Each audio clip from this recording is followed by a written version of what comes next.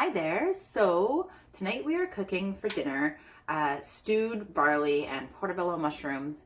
This is really simple and very comforting and satisfying meal. It's kind of like if you like risotto, it's kind of along those lines, maybe more than a stew. It's kind of like a thicker grain dish. So I'm going to teach you a little bit about cooking with whole grains and talk about a couple different kinds of grains, a couple different cooking methods, and then we're going to get to it. So if you're cooking along, the equipment that you need is just a medium, heavy-ish pan or pot, ideally with a lid, and I think that's basically it. You want to soak your grains in advance. So this is pot barley. The recipe that this comes from describes a little bit about the differences between barley, but here I'll sum it up very quickly. So whole barley is, you don't even find it in grocery stores that often unless you're shopping kind of a natural health food store. Whole barley is a little bit bigger and it just has like the chaff removed. And so it has the complete bran intact and it takes a pretty long time to cook. If you were cooking whole barley, you would certainly need to soak it because it would take a really, really long time.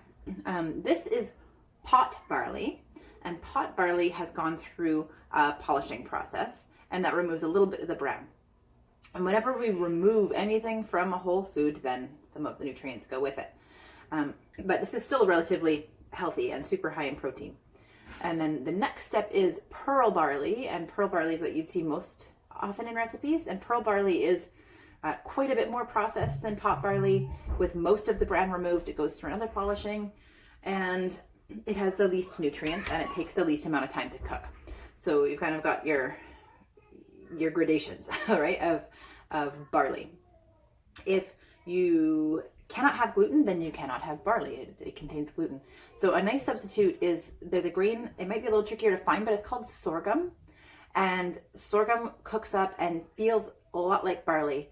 It's also a super nutritious grain and you would want to soak that. So in advance, I soaked a cup of barley. So just more than cover it with water. You could put a splash of vinegar in there, just like we did with the beans. And that gives it, it removes some of the anti-nutrients on the outside of the grain.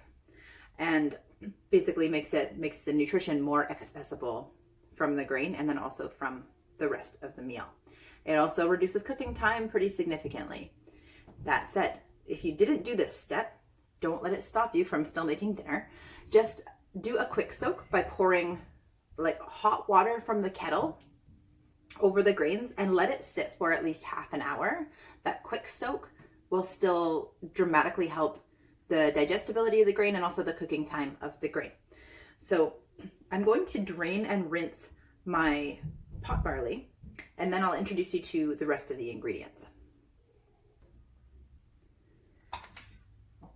So barley here, I'm gonna gently start heating this pan because my pot is pretty thick and so it takes a while to heat up.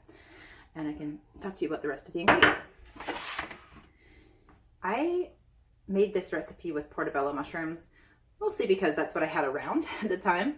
But then I really liked it because it has such nice, big, meaty pieces.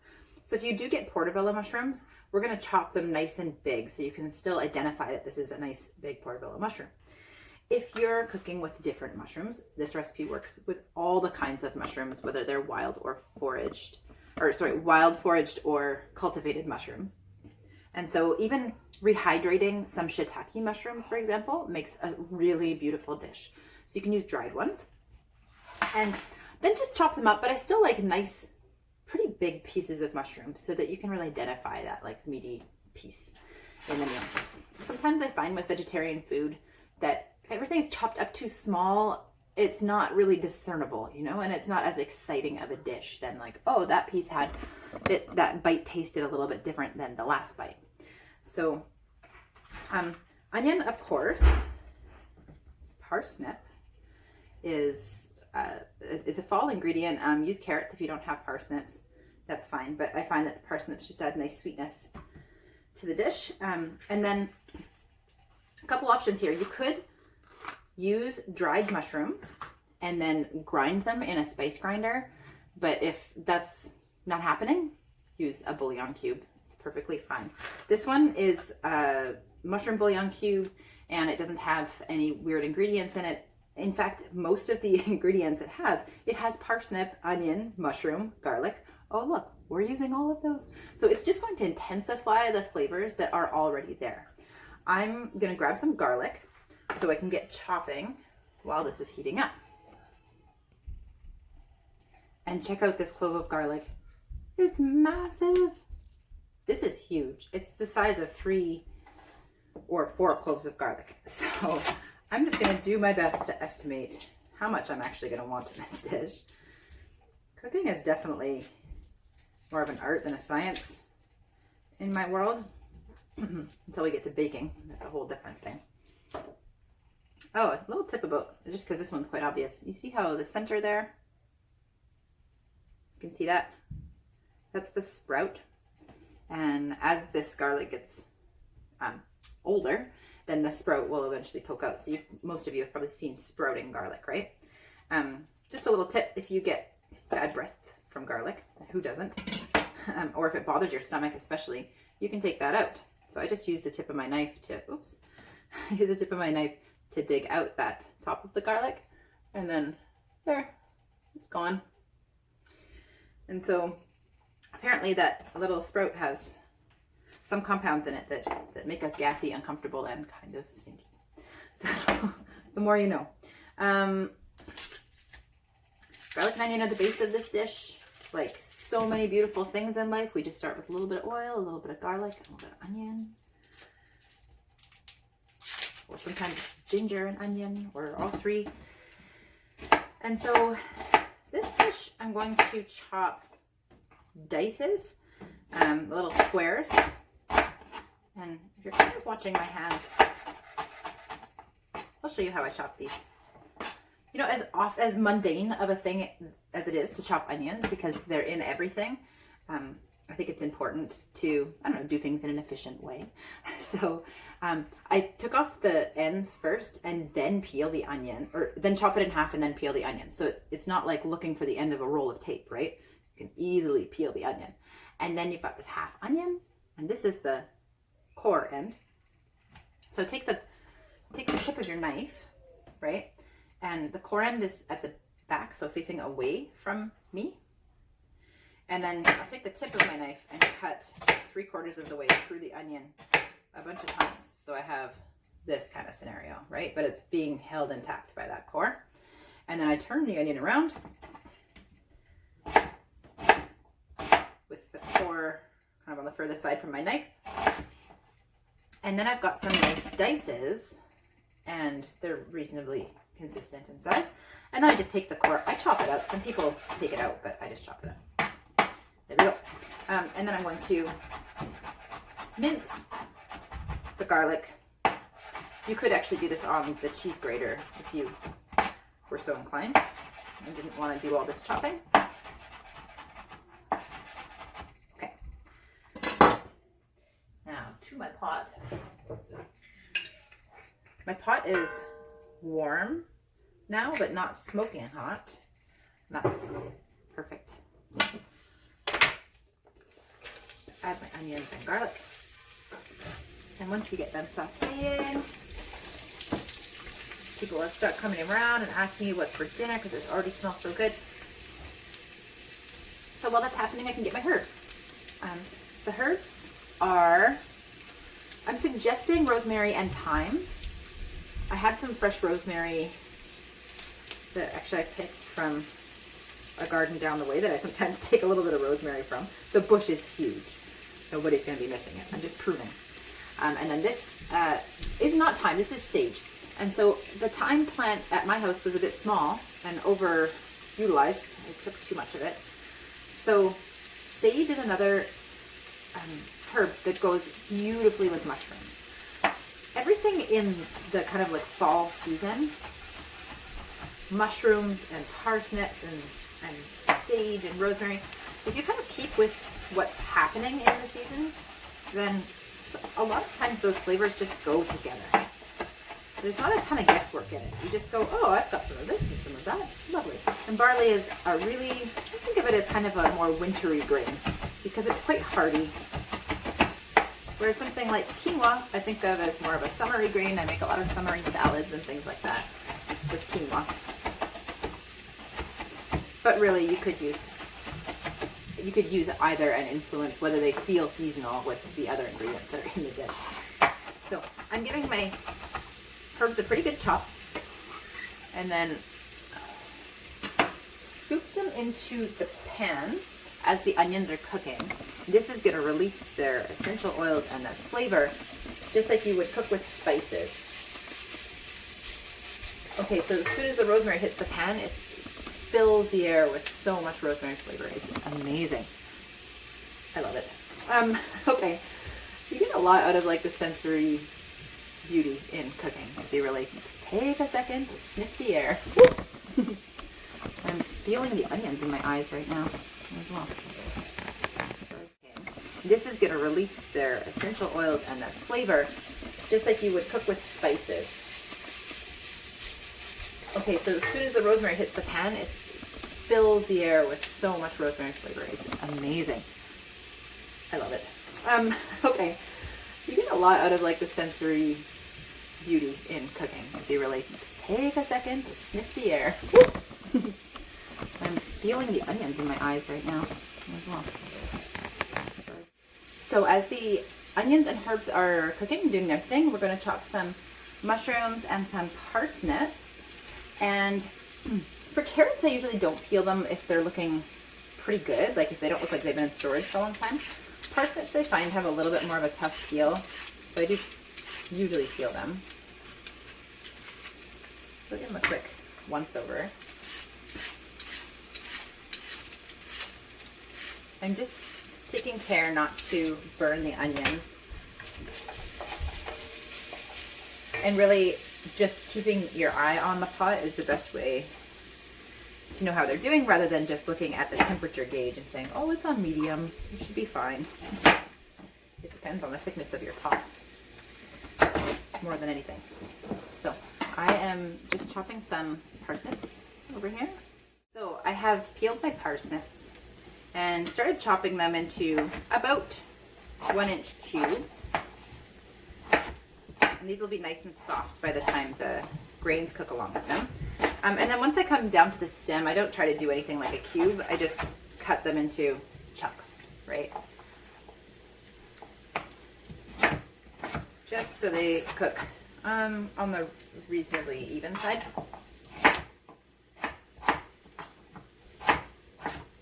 There we go. So we've got kind of a hodgepodge of shapes, but everything is even. And those can go in there with the tasty mushrooms and herbs. While this is in here, you could take your dried mushrooms or your bouillon cube, and you could just put it in the pot. I know a lot of instructions say to mix it with water first, like making the broth, and then put it in. But I don't know, I like to just kind of impart the flavor into everything early. Let it mix around. If you've got your dried mushrooms, you just pop them straight in and you can kind of start to smell them as they cook. And here we've got our portobello mushrooms. So if you're using portobellos, just do nice, big, fat, thick pieces like that. And then you know it's portobello mushroom. And you have that nice meaty piece. If you're doing chanterelle mushrooms, those are seasonal right now, so that's what came to mind. They have like a little trumpet shape. So rather than chopping them, you actually take them and peel them. Like just take a little bit from the bell and pull it apart from the stem. And same thing with oyster mushrooms, a similar shape, like it has kind of a trumpet shape. You just take them and peel them with your hands, and it gives them a really natural, organic shape. And it just naturally peels along the lines of the mushroom. And now it's time to add the mushrooms.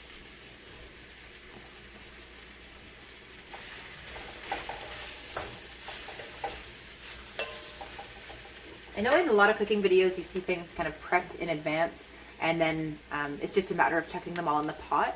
But I just wanted to show you that in real time, I get a pot heating first, then chop onions, and then while the pot, is coming up to temperature, the onions are chopped, and then they go in first, and then I have time to chop the next thing. So if you're not in the kind of mode of having that flow in the kitchen, sometimes it's helpful to see it really from start to finish and not kind of a polished version of what it looks like, because that's not really what it looks like in people's kitchens when they make dinner.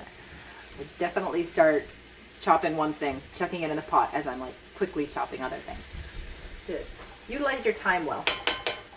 Then in goes my soaked pot barley.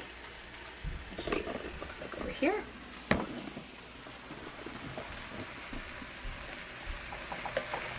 Okay, and everything is just like happy and hanging out in the pot. And I'm going to cook this for a few minutes until the mushrooms render down a little bit. And something that can help them do that is a little bit of salt. Salt helps to extract some of the moisture from the mushrooms and encourages them to cook down a little bit.